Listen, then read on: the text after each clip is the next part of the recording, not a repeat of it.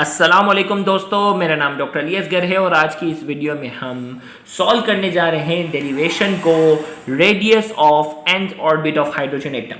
जब इलेक्ट्रॉन जो है वो हाइड्रोजन के एक मखसूस ऑर्बिट में क्या कर रहा होता है, चक्कर लगा रहा होता है, हम उसकी रेडियस के फॉर्मूले को क्या करने जा रहे हैं, ड्राइव करने जा रहे हैं। Radius of nth orbit of hydrogen atom, एक मखसूस ऑर्बिट में जब इलेक्ट्रॉन चक्कर लगा रहा है उसकी रेडियस को हम कैलकुलेट करने जा रहे हैं आज के इस लेक्चर में। तो आज के इस लेक्चर में हम पूरी डेरिवेशन को डिस्कस करेंगे। तो आज के इस लेक्चर को शुरू करने से पहले एक मरतबा एज यूजुअल आपसे रिक्वेस्ट करेंगे कि अगर आपने अब तक हमारे इस चैनल को सब्सक्राइब नहीं किया जो कि सिंध बोर्ड टीचिंग के नाम से है, तो काइंडली आज ही आप हमारे इस चैनल को सब्सक्राइब करें और साथ ही साथ बेल आइकन को भी लाजमी क्लिक कीजिएगा ताकि हमारी अपलोड करता तमाम इंपॉर्टेंट वीडियोस की नोटिफिकेशन जो आपको रिसीव हो सके।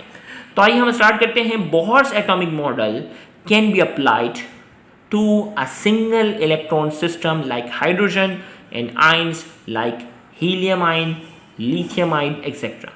पहली कंडीशन यहां बता दी है कि बोहर्स एटॉमिक मॉडल जो है वो सिर्फ और सिर्फ उसी सिस्टम पे अप्लाई हो सकता है जिसमें कितने इलेक्ट्रॉन हो, एक इलेक्ट्रॉन हो, सिंगल इलेक्ट्रॉन सिस्टम। मिसाल के तौर पर हाइड्रोजन में एक इलेक्ट्रॉन होता है और इसके न्यूक्लियस के अंदर एक ही प्रोटॉन होता है, तो एक इलेक्ट्रॉन वाला सिस्टम होना चाहिए। जबकि आइंस, हीलियम में कितने इलेक्ट्रॉन होते हैं, दो। अब हीलियम आइन यानी +1 लिखा हुआ है, इसका मतलब इसमें क्या है, एक इलेक्ट्रॉन कम है, तो टोटल 2 इलेक्ट्रॉन होते हैं। एक इलेक्ट्रॉन कम कर दो तो इसमें भी कितने रह जाएंगे, एक। इसी तरीके से लिथियम है +2 लिखा हुआ है, इसका मतलब लिथियम में टोटल इलेक्ट्रॉन होते हैं 3, +2 का मतलब 2 इलेक्ट्रॉन इसमें कम है, तो ये भी क्या हो गया, सिंगल इलेक्ट्रॉन सिस्टम। तो बोहर्स एटॉमिक मॉडल जो है वो अप्लाई हो सकता है सिर्फ सिंगल इलेक्ट्रॉन सिस्टम पर, मिसाल के तौर पर हाइड्रोजन या हीलियम आइन या लिथियम आइन। अब यहां हम हाइड्रोजन की मदद से हम इसको सॉल्व करने जा रहे हैं। In hydrogen atom there is single proton in the nucleus and 1 electron is revolving around it. Hydrogen की अगर हम बात करते हैं तो इसके न्यूक्लियस में एक ही प्रोटॉन होता है और एक इलेक्ट्रॉन उसके गिर्द क्या करता है, चक्कर लगाता है। अब इस डायग्राम के अंदर V जो है वो इलेक्ट्रॉन की लीनियर वेलोसिटी को शो कर रहा है, E चार्ज को शो कर रहा है, M मास को शो कर रहा है, Z जो है वो शो कर रहा है एटॉमिक नंबर, किसके, न्यूक्लियस के एटॉमिक नंबर को शो कर रहा है मल्टीप्लाई बाय E, क्योंकि आपको मालूम है प्रोटॉन पर भी उतना ही चार्ज होता है जितना इलेक्ट्रॉन के ऊपर होता है। तो हाँ, प्रोटॉन के ऊपर जितना पॉजिटिव चार्ज होता है उतना इलेक्ट्रॉन के ऊपर क्या है, नेगेटिव चार्ज है। तो इस डायग्राम में हमने ये शो किया कि इलेक्ट्रॉन एक मखसूस ऑर्बिट में क्या कर रहा है, चक्कर लगा रहा है, और न्यूक्लियस और इलेक्ट्रॉन के दरमियान का जो फासला है वो क्या है, रेडियस से हमने रिप्रेजेंट किया। लेट करके हमने यहाँ लिखा, लेट E जो है वो रिप्रेजेंट कर रहा है चार्ज ऑन इलेक्ट्रॉन को, Z E शो कर रहा है चार्ज ऑन न्यूक्लियस को, R शो कर रहा है रेडियस ऑफ ऑर्बिट को, V शो कर रहा है वेलोसिटी ऑफ इलेक्ट्रॉन को और M शो कर रहा है मास ऑफ इलेक्ट्रॉन को। ये भी मैंने बता दिया। अकॉर्डिंग टू कूलम्ब्स लॉ के मुताबिक the electrostatic force between the nucleus and electron is written as. Coulomb's law के मुताबिक जो इलेक्ट्रोस्टैटिक फोर्स है ना, प्रोटॉन के ऊपर पॉजिटिव चार्ज, इलेक्ट्रॉन के ऊपर नेगेटिव है, अट्रैक्शन तो होगी। तो कूलम्ब्स लॉ के मुताबिक इलेक्ट्रॉन और न्यूक्लियस के दरमियान जो इलेक्ट्रोस्टैटिक फोर्स है वो किसके बराबर होनी चाहिए, तो हमने यहाँ लिखा Fe बराबर है K(Q1Q2)/r²। ये कूलम्ब्स लॉ का फॉर्मूला है। पहला चार्ज हमारे पास जो है, फॉर एग्जांपल अगर न्यूक्लियस है तो न्यूक्लियस के चार्ज को हमने Ze से रिप्रेजेंट किया, और दूसरा चार्ज हमारे पास इलेक्ट्रॉन है, इसको हमने E से रिप्रेजेंट किया, तो ये हो गया Ze। Q1 की जगह हमने Ze लिखा, Q2 की जगह E लिखा, E और E मल्टीप्लाई हो गया, क्या हो गया, E² हो गया। तो इलेक्ट्रोस्टैटिक फोर्स हो गया Fe बराबर है KZe²/r²। अब K जो है ये कूलम्ब्स कांस्टेंट को क्या कर रहा है, शो कर रहा है, और ये K बराबर होता है 1/4πε0। ε0 शो करता है मीडियम को, ε0 क्या करता है, मीडियम को। जब भी फ्री स्पेस होता है ना, दरमियान में कोई भी चीज ना हो, दरमियान में अगर खाली जगह होती है तो उसको ε0 से शो करते हैं।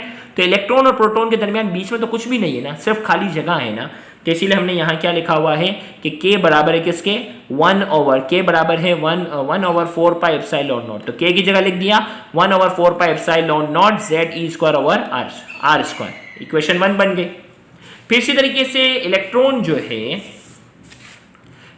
है वो क्या कर रहा है, न्यूक्लियस के गिर्द क्या कर रहा है, चक्कर लगा रहा है, तो सेंट्रीफ्यूगल फोर्स भी अप्लाई होगी। तो हमने कहा था centrifugal force apply on electron is given by, centrifugal force किसके बराबर है, mv²/r। ये हमारे बन गई इक्वेशन नंबर 2।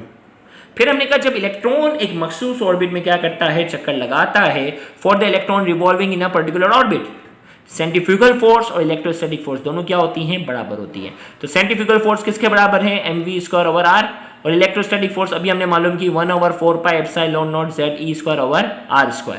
ये r और इसका स्क्वायर क्या हो गया, कैंसिल हो गया। इस r को हम यहाँ लेकर आए, mv² को यहाँ लेकर आ गए। तो आर किसके बराबर है, Z e square upon 4 pi epsilon naught m v square. ये हमारी बन गई equation number 3। According to Bohr's atomic model, Bohr's atomic model के मुताबिक अभी हम जो लास्ट पोस्टुलेट था एम वी आर बराबर है एन एच अपॉन 2 पाई, ये हो गया।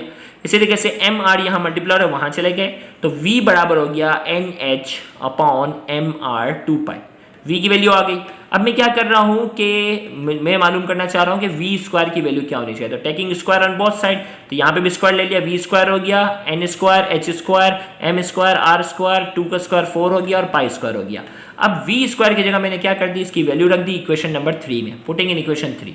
तो इक्वेशन 3 हमारे पास है r बराबर है Z e square upon 4 pi epsilon not m, v square था इसकी जगह रख दिया n square h square upon m square r square 4 pi square. अब 4 पाई 4 से कैंसिल, पाई और ये इसका स्क्वायर चला गया, m और इसका स्क्वायर चला गया, क्या बच गया हमारे पास। अब देखो r हमारे पास जो है, r हमारे पास जो है वो यहाँ चला गया, देखो ये r खत्म हो गया ना, इसका स्क्वायर था, ये r कैंसिल हो गया।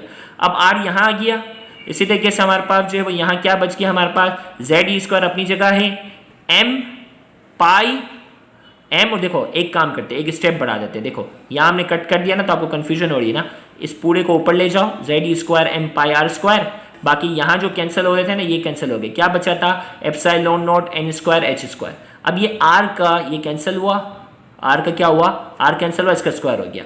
अब इन तमाम चीजों को उस तरफ कर दो, r को यहीं रहने दो, तो epsilon naught n square h square वहां चले गए, जेड ई स्क्वायर m पाई ये नीचे आ गए, तो r किसके बराबर हो गया, epsilon naught n square h square Z e square m pi, यह हो गया ये equation 4। Where epsilon naught show कर रहा है वैक्यूम परमिटिविटी कांस्टेंट, यानी जब दो चीजों के दरमियान बिल्कुल एम्प्टी स्पेस होता है तो इसको एप्सिलॉन नॉट से शो करता है, इसकी वैल्यू होती है 8.84 एक्सपोनेंट -12 कूलम स्क्वायर पर newton metre square. H Planck constant, इसकी वैल्यू होती है 6.625 exponent -34 joule second. M mass of electron, इसकी वैल्यू है 9.11 एक्सपोनेंट -31 किलोग्राम। ई है charge of electron, charge on electron 1.602 exponent -19 coulomb. जब इन तमाम वैल्यू को हम पुट करते हैं तो हमारे पास आंसर क्या आता है, by putting the value of all constant. आपको सॉल्व करके दिखाने की जरूरत नहीं है, पुट कर दो, सॉल्व करके अपनी कंफर्मेशन के लिए चेक करना चाहो कर सकते हो। तो वैल्यू क्या आ जाएगी, n की वैल्यू तो पता है ना, 1 2 3 4 कुछ भी हो सकती है। बाकी तमाम कांस्टेंट को हमने सॉल्व किया तो 0.529 एक्सपोनेंट -8 सेंटीमीटर, और नीचे हमारे पास क्या बच गया, z, ये था ना z, ये नीचे z बच गया। z क्या है, एटॉमिक नंबर है ना। अब एटॉमिक नंबर क्या हो सकता है, 1 भी हो सकता है, 2 भी हो सकता है, 3 भी हो सकता है, क्योंकि हम हीलियम आयन भी हो सकता है, लिथियम आयन भी हो सकता है, तो हाइड्रोजन भी हो सकता है। तो हाइड्रोजन के लिए 1, हीलियम के लिए हमारे पास क्या हो जाएगा 2 हो जाएगा, लिथियम के लिए 3 हो जाएगा। और करके यहाँ लिखा कि 0.529 एक्सपोनेंट -8 सेंटीमीटर किसके बराबर होता है, एंगस्ट्रॉम के। तो ये हमारे पास बन गया n square 0.529 angstrom upon z। ये हमारे पास r का फाइनल फॉर्मूला आ गया। अब एग्जाम्पल इसके मुताबिक सोल्व करते हैं। फाइंड द रेडियस ऑफ, एक मैं ये न्यूमेरिकल मैं आपको बता दूं, बुक की एक्सरसाइज एग्जांपल नंबर 2.1 में आपको सॉल्व करके बता देता हूं। Find the radius of fourth orbit of electron in hydrogen atom. Hydrogen atom में फोर्थ ऑर्बिट की बात करेंगे तो n की वैल्यू 4 हो गई, रेडियस चाहिए, तो n का फॉर्मूला था n square 0.529 angstrom upon z। तो एटॉमिक नंबर हाइड्रोजन के लिए कितना होगा 1। अगर लिथियम होता तो 3 रखोगे, हीलियम होगा तो 2 रखोगे। हाइड्रोजन का जिक्र था 1 लिख दिया। n की वैल्यू हमारे पास यहाँ कितनी दी हुई है 4 का स्क्वायर हो गया 16, तो 16 को 0.529 से मल्टीप्लाई किया तो r की वैल्यू कितनी आ गई 8.46 एंगस्ट्रॉम, जो कि हमारे इस न्यूमेरिकल का आंसर है। तो आज की इस वीडियो में हमने बाकायदा रेडियस वाली डेरिवेशन भी सॉल्व की और उसका न्यूमेरिकल भी सॉल्व किया। इंशाल्लाह अगले आने वाले लेक्चर में हम एनर्जी ऑफ इलेक्ट्रॉन की डेरिवेशन को सॉल्व करेंगे और उसके न्यूमेरिकल को भी सीखेंगे। Thank you very much. अल्लाह हाफिज़।